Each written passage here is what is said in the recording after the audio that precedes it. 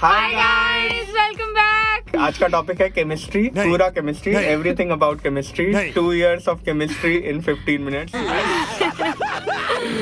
Finally! Okay, so chemistry used to be my all-time favorite subject. Chemistry के साथ ही chemistry रही है मेरी हमेशा.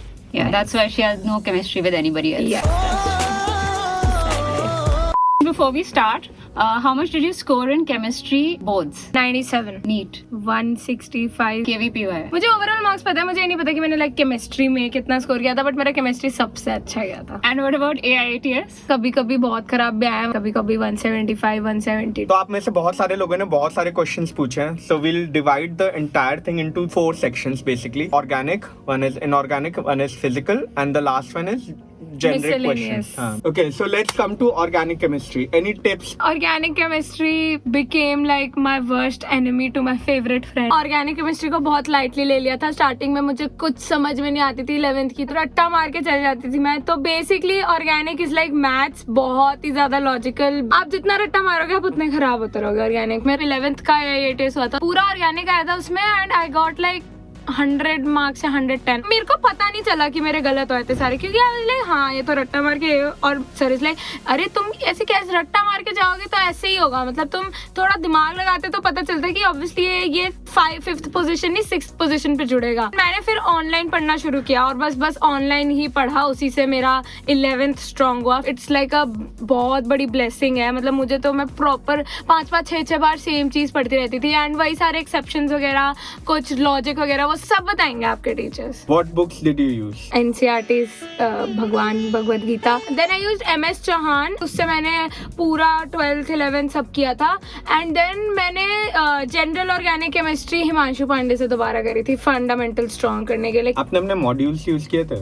हाँ मॉड्यूल्स तो ऐसा होता घर जाते ही पढ़ के खत्म करो. अच्छा, any tips how to do reactions in organic chemistry? देखो, रिएक्शन मैकेनिज्म पता होना चाहिए. अब जैसे कि न्यूक्लियोफिलिक एडिशन, न्यूक्लियोफिलिक सब्स्टिट्यूशन, कब एडिशन होगा, कब सब्स्टिट्यूशन होगा, कब, ये सब ना बहुत कंफ्यूजिंग होता है. मुझे पता है कि आप बोलोगे कि रिएजेंट्स तो सेम है बट रिएक्शन अलग हो रहे हैं. बट अगर आपको रिएक्शन मैकेनिज्म पता होगा ना कि ओके ये ज्यादा कॉन्सेंट्रेशन में है तो ये इधर जाके अटैक करेगा, तो इसको इस टाइम पे बहुत ज्यादा इलेक्ट्रॉन्स की भूख है, ऐसे करते करते मतलब मैंने स्टोरी की तरह रिएक्शंस को पढ़ा. And it comes with like practice. ऐसा नहीं है कि आप जैसे ही सोचोगे कि अच्छा आज ये रिएक्शंस है इनमें स्टोरी बना लेते हैं, ऐसा कुछ नहीं है. KVPY में इतने अजीब रिएजेंट्स थे, नाम ही नहीं सुना कभी. बट भाई अगर उसमें ब्रोमीन लगा हुआ है तो आप समझ सकते हो, यू नो न्यूक्लियोफाइल है. सारे मैकेनिज्म्स अगर आपको बेसिक पता होंगे ना तो आप धीरे धीरे कोई भी रिएक्शन क्रैक कर सकते हो.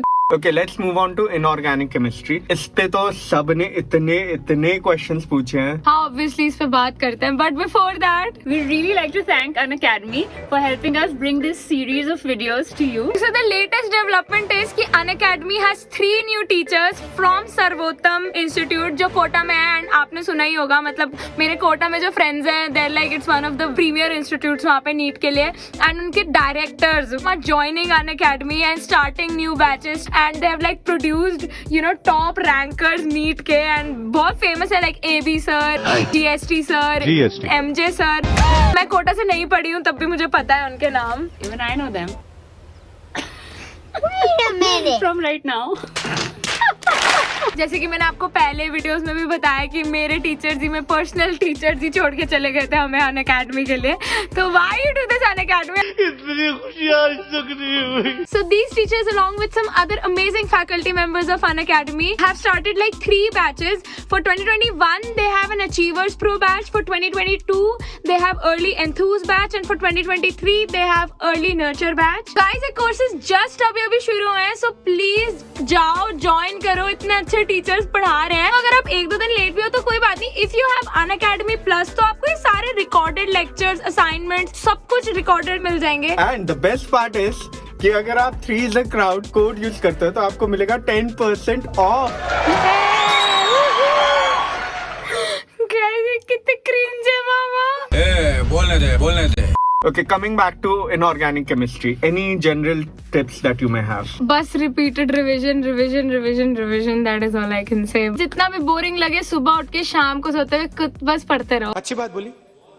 आपको अच्छी लगी? मैं जितना भी ट्राई करती थी ना लॉजिक लगाने का, हमेशा लॉजिक फेल हो जाता था, तो वो मुझे भी खुद रटना ही पड़ा वो पूरा, मतलब बिल्कुल ऐसा निमोनिक्स बना के और ये सब बना के पूरा रटा है। तुम्हारी एक फोटोजेनिक मेमोरी टाइप बन जाती है कि अरे आई उस पेज के उसमें उस कोने में लिखा था ये चीज, तो वही है। कितनी बार रिवाइज करते थे? जब स्कूल था, बोर्ड थे, तब तो ऑब्वियसली कम होता था, मतलब 2-3 दिन में एक चैप्टर कोई भी उठा के जो मुश्किल लगा वो रिवाइज कर लिया। एंड देन लाइक लॉकडाउन में ऐसा था दिन के 2 चैप्टर रिवाइज करना है। इट हार्डली टुक 15-20 मिनट्स और हाफ एन आवर मैक्सिमम पर चैप्टर अगर लंबा है तो। ये एक बार इतने बार पढ़ चुके, इतनी बार पेपर दे चुके, रिवाइज करने में ज्यादा टाइम नहीं लगता, तो रिपीटेड रिवीजन बहुत जरूरी था। 3 दिन रिवाइज नहीं करती थी तो उसके बाद मुझे लगने लगता शिट मैं तो भूल गई, और ऐसा होता था, मेरे क्वेश्चंस गलत होना शुरू हो जाते थे। Any tips to memorize all this inorganic की exceptions? ये सब मेमोराइज है ना, इतनी बार आप जब पढ़ लोगे ना तो ऐसा होगा कि आपके दिमाग में छप जाता था वो। मतलब मैं ना actually I am not the right person to ask about inorganic, क्योंकि मैंने पूरा रट्टा मारा इनऑर्गेनिक। थोड़ा बहुत जो समझ में आता था, थोड़ा ही बहुत समझ में आता था, जैसे कोऑर्डिनेशन कंपाउंड्स, ऑब्वियसली वो समझ में आएगा ही वो चैप्टर, मतलब उसमें कुछ याद करने का नहीं है। बट वैसे बाकी सारे P block, D block, S block, ये सारे चैप्टर ऐसे थे कि आपको बस एफ ब्लॉक, ये सारे D and F same chapter है। एफ ब्लॉक क्या था, मैं सोचा ऐड कर देता हूं। I should look smart. बहुत तेज हो रहा है। तो ये सब ऐसे ही होता है कि आप बस एनसीईआरटी पढ़ते रहो, ये देख लो कहाँ से क्वेश्चंस आते हैं, अच्छे से मार्क कर लो, एनसीईआरटी अच्छे से नोट्स बना लो, और बस देखते जाओ नोट्स को, कभी भी फ्री हो कभी भी कुछ हो, बस नोट्स खोल के एक बार देख लो। बेबी आ जाओ, तुम नहीं आओगे तो लेंस कार्ट की प्रमोशन कैसे होगी? लेंस कार्ट और एच कार्ट की। So I'm back. Brought to you by Lenscard.com.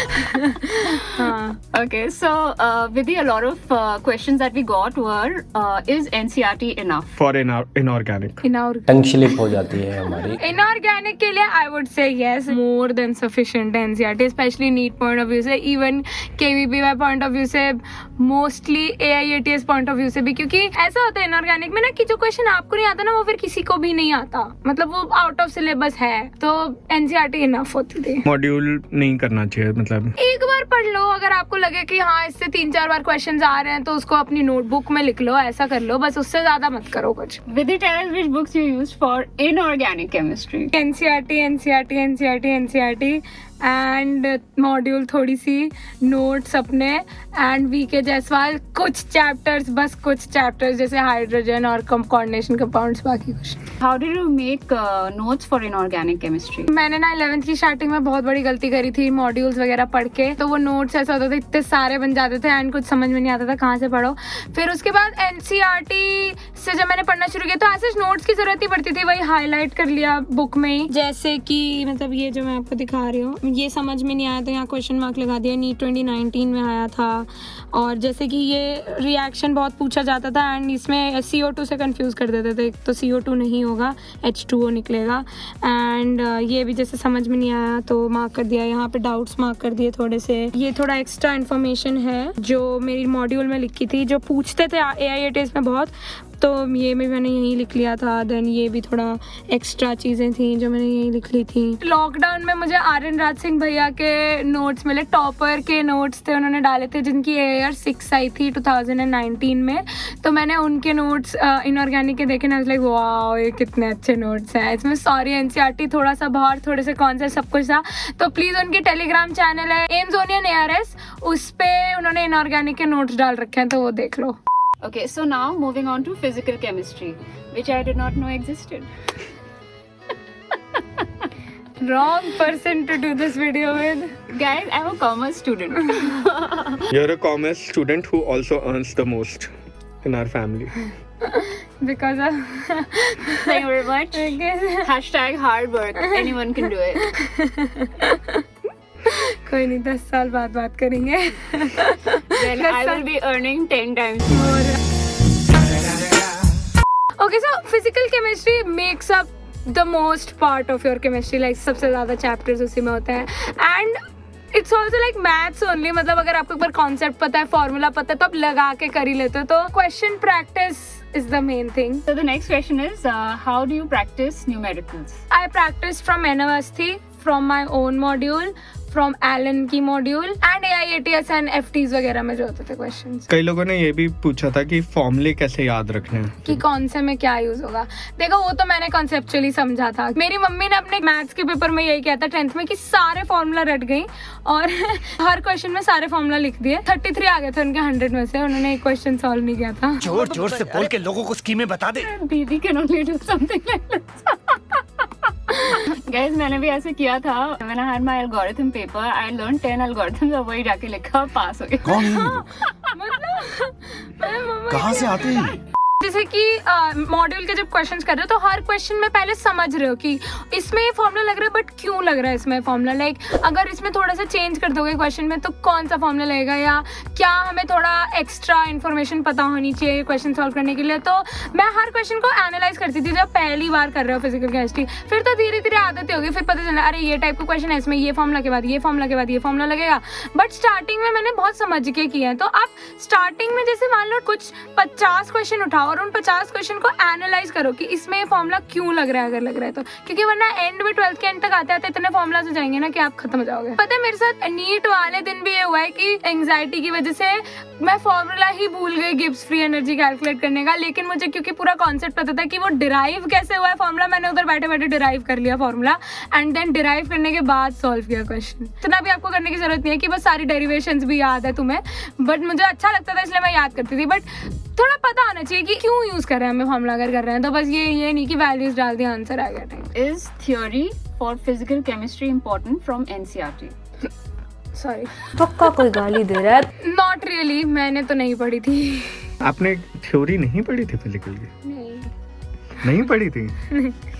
सच में नहीं पढ़ी थी? नहीं, मैंने NCERT की नहीं पढ़ी थी, मैंने मॉड्यूल की पढ़ी थी। मैंने NCERT की, But I thought NCERT is भगवान। बट नॉट फॉर फिजिकल, तो मैंने तो नहीं पढ़ी थी। बट आपको पढ़नी चाहिए गाइस। हिपोक्रेसी की भी सीमा होती है। मतलब मैं तो सच में पता नहीं क्या ही हूँ मैं, इसीलिए तो मेरे मार्क्स नहीं आए। फिजिकल केमिस्ट्री की थ्योरी आज तक पढ़ी नहीं 2-2.5 साल में।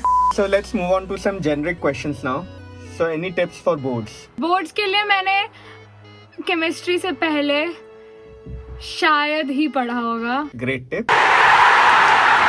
थिंग इज गाइज, केमिस्ट्री में ना आप थ्योरी मतलब ऑर्गेनिक की काइंड ऑफ पढ़ ही रहे हो अगर आप NCERT से पढ़ रहे हो पूरा, एंड इनऑर्गेनिक भी आप क्योंकि पूरा ही NCERT से पढ़ रहे हो आप, मतलब थ्योरी आपको आ ही जाती है। रिएक्शन ही तो लिखने हैं या फिर जो कॉन्सेप्ट है वो तो लिटरली इंग्लिश में आपको बोलना है। तो जैसे होता है ना, रीजन एक्सप्लेन करो, इलेबोरेट करो, रीजन दो, why does this happen, why does this not happen. ये सारे एक्सेप्शंस आपके MCQs में भी इतनी बार आते हैं ना कि आपको याद हो ही जाता है। जैसे मान लो आयोडीन इसके साथ रिएक्ट नहीं कर रही बट ब्रोमीन कर रही है फॉर एग्जाम्पल, क्यों है ऐसा। तो हाँ, ये बोर्ड का क्वेश्चन है, बट MCQ में भी इसी को मतलब एक ट्रिकी क्वेश्चन बना के पूछेंगे तो आपको याद हो ही जाता है। तो इसीलिए वेरी ऑनेस्टली, क्योंकि मैंने केमिस्ट्री में NCERTs पे वैसे ही ध्यान दिया था एंड फिजिकल में क्वेश्चंस ही करने होते हैं जो आपके न्यूमेरिकल्स FT वगैरह में आ रहे हैं, वही न्यूमेरिकल्स आपके बोर्ड्स में भी आएंगे। बहुत बहुत बहुत जरूरी है कि आप क्वेश्चन पेपर्स देखो, लास्ट ईयर पेपर्स देखो, मॉक पेपर्स देखो कि कहाँ से उठा रहे हैं क्वेश्चन। वो आपको समझ में आ गया ना एक बार कि ओके ऐसे क्वेश्चन फ्रेम हो रहे हैं, तो आप मे बी एंड 1-2 डेज में आप वही सारी चीजें एक बार दोबारा देख लो कि अच्छा ये मुझसे नहीं, ये वाला पार्ट शायद मेरा थोड़ा वीक है, तो देख लो बस। Are you yawning right now? मैं पूरे हफ्ते नहीं सोई, so I was just catching up. I also didn't sleep for the मैं तो oh god क्या sleep deprivation। I used to sleep at 1:30 and wake up at 6:30. तू बहुत यंग है विधि। Good cover up for yawning in our only video.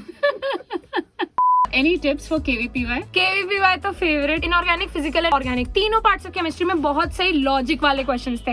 ऐसे questions थे कि अगर आपने रट के गए हो आप कर ही नहीं सकते वो क्वेश्चन। आपने क्वेश्चन एक किया होगा एक बहुत ही सिंपल कंपाउंड का सिंपल रिएजेंट एंड आप रट के चले गए हाँ इसके साथ ये बनता है, बट वो आपको सेम ही इतना बड़ा कंपाउंड दे देंगे, उसके साथ इतना अजीब सा रिएजेंट दे देंगे, इट बी लाइक इसमें क्या करना है।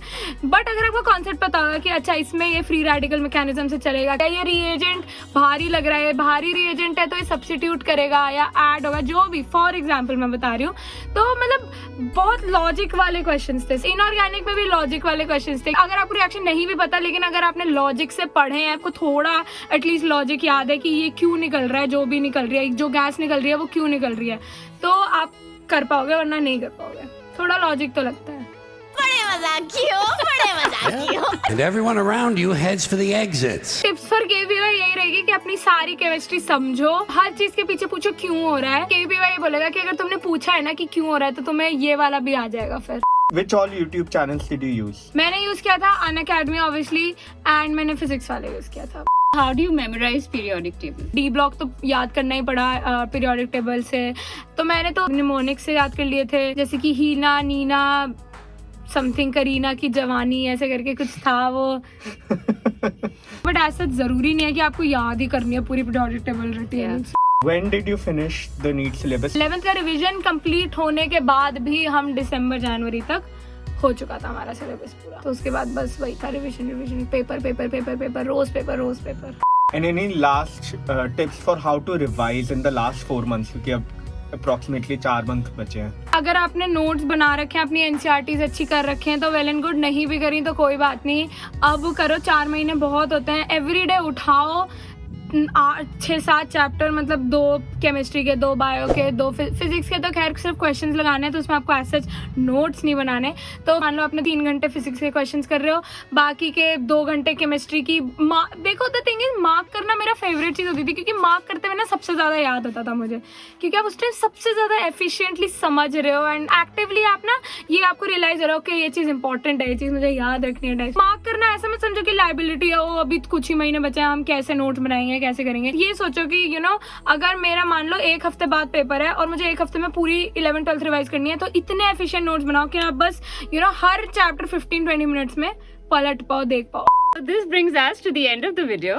मैंने बहुत ही अच्छा एडिट किया guys. Narcissistic personality disorder. Thank you so much for asking us so many questions. Also guys, the next video is going to be about how NEET preparation affected my physical and mental health and how it may have affected yours. इसकी mental health तो बहुत effect हुई है, वो तो पता चलता ही है। Why you gotta be so insensitive all the time? And 40K पे हम लाइव स्ट्रीम करने वाले हैं, and 40K होने वाले। बोलने में भी ऐसा नंबर इतना बड़ा लग रहा है ना। 25,000 पे हम लोग कितने खुश हुए थे। केक वेक बना था हमारे घर पे। Okay, so we'll see you in the next one. Bye. Oh my god. Sorry. कान में चिल्ला दिया। Okay, Vidhi, any tips for क्या? Sorry. क्या इनऑर्गेनिक के कौन से बुक्स थे? Okay, Vidhi, tell us which books you use for NC. For inorganic. Sorry. Vidhi, tell us which books you use for organic. Inorganic. Sorry. Okay, Vidhi, tell us which books you use for organic chemistry. Inorganic. Inorganic chemistry.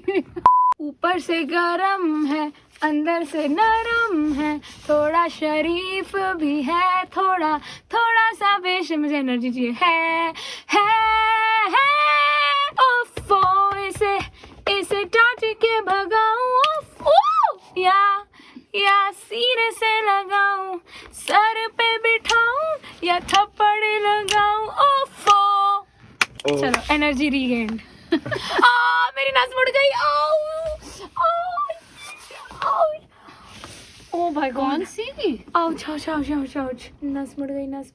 नस नहीं मुड़ती है। अरे मतलब वही चढ़ गई। बिना पिए? तुम्हें ऐसे करना चाहिए। बोलो कौन से 3 सर? GST sir. नहीं, स्टार्टिंग से। MJ sir. हाय मैं कभी ना करूँ मजाक यार। मत उड़ाओ, फैकल्टी का बिल्कुल मजाक मत उड़ाओ, बिल्कुल भी भगवान मान जाता हूँ वहाँ पे। अच्छा, नेक्स्ट टीचर को बोल दो। भगवान sir, oh shit, sorry, AB sir, या मत करो, फैकल्टी मेंबर से बिल्कुल मजाक मत करो, बहुत सीनियर है वो। जीएसटी सर, आपने तो पे किए होंगे अपने टैक्सेस। जीएसटी नंबर दे दे जरा। जीएसटी पिन भी चलेगा।